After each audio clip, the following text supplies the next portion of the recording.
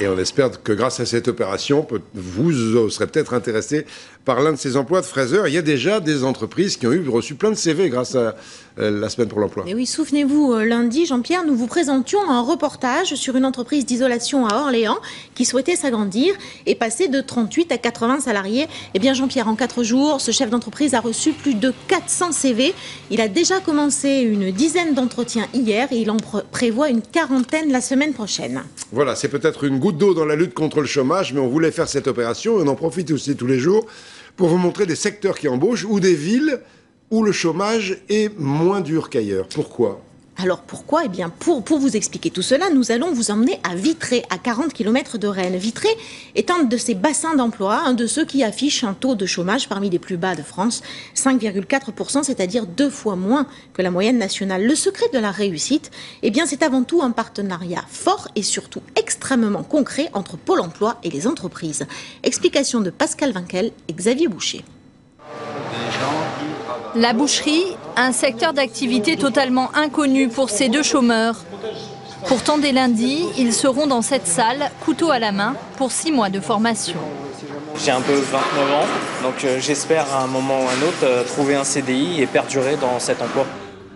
Ils seront 8 stagiaires avec une garantie d'embauche à la sortie. Une promesse de 7 employeurs. Ils recrutent chaque année au moins 10 bouchers.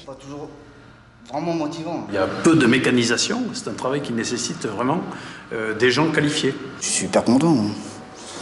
On va être 6 mois à aller à l'école, c'est pas grave.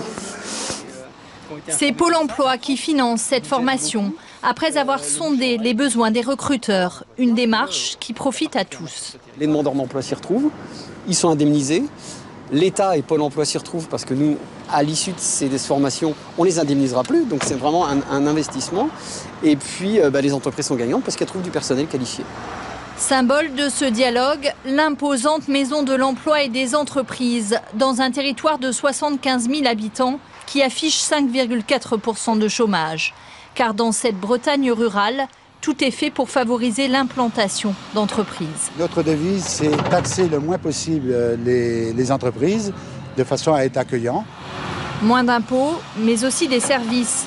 Ici, une crèche interentreprise va sortir de terre, juste à côté de la cantine, déjà construite par la communauté d'agglomération. Nous sommes sur le site de l'ex-usine Mitsubishi, fermée en 2002 avec 1000 licenciements. L'agglomération a racheté et construit de nouveaux bâtiments pour les louer, avec une volonté, attirer le secteur tertiaire, comme ce centre d'appel.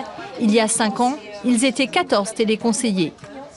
Est-ce que vous souhaitez la recevoir en duplicata ? Ils sont près de 500 en CDI aujourd'hui, des employés qui viennent de plus en plus loin. On va chercher des salariés jusqu'à 35-40 km du site. Pour les fêtes, le centre d'appel propose une centaine de CDD supplémentaires.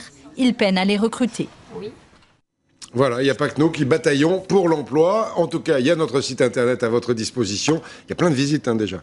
Depuis le début de la semaine, nous en sommes à plus de 500 000 visites, Jean-Pierre, sur le site. Merci Sylvie. Il sera consultable jusqu'à la fin du mois de décembre, ce site internet de TF1 News. Vous pouvez y revoir tous les reportages de nos journaux télévisés.